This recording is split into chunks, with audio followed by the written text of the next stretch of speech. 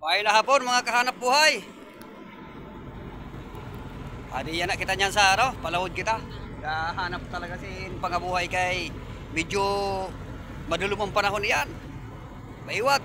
Kaya dapat hanap buhay kita niyan. Pa-shoutout nga pala sa mga followers and viewers ko po. Maayon na hapon sa iyo na tanan. Pa-shoutout ka mga dyan. Jan Bartolabak. Shoutout. Maayon na hapon. Lalong-lalo na ang mga OFW. Shoutout sa iyo na tanan. Mga friend, followers, pamangkin, pinsan na ada sa ibang bansa. Shoutout. Maayon na hapon sa iyo na tanan.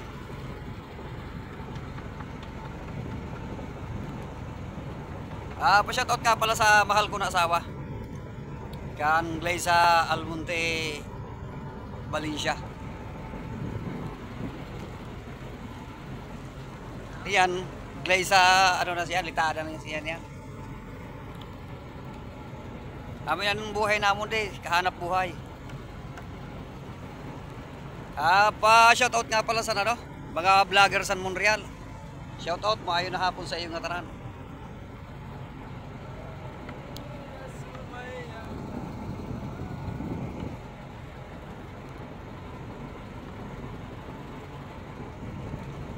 Sabi nga ni sa iba, pagpalubog ng adlaw, mabingaw. Pero sa amo na paralawod, pagpalubog ang adlaw, swerte. Amin na mga kahanap buhay. Kay sa gabi ang panghanap buhay.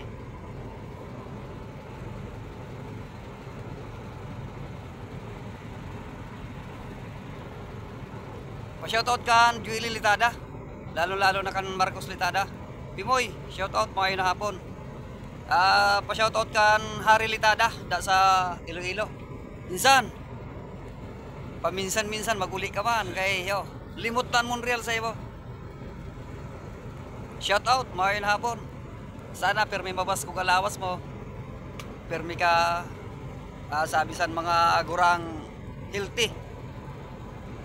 Yung pagparaisip sim problema. Kita si kahanap buhay maski problema daw. Happy lang gihapon.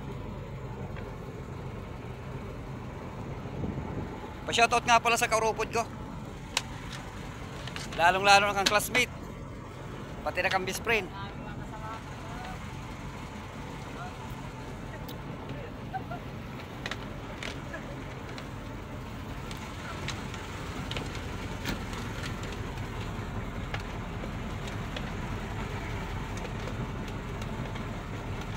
So mga Bicolano, shoutout, maayon na hapon sa Indo. Marainal daw sa Indong Gabos. Mga taga-Bigaa.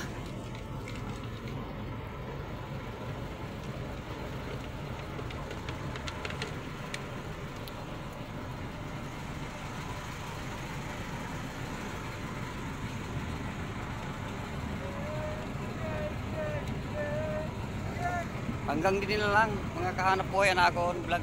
Maayon na hapon sa iyo na tanan. God bless you.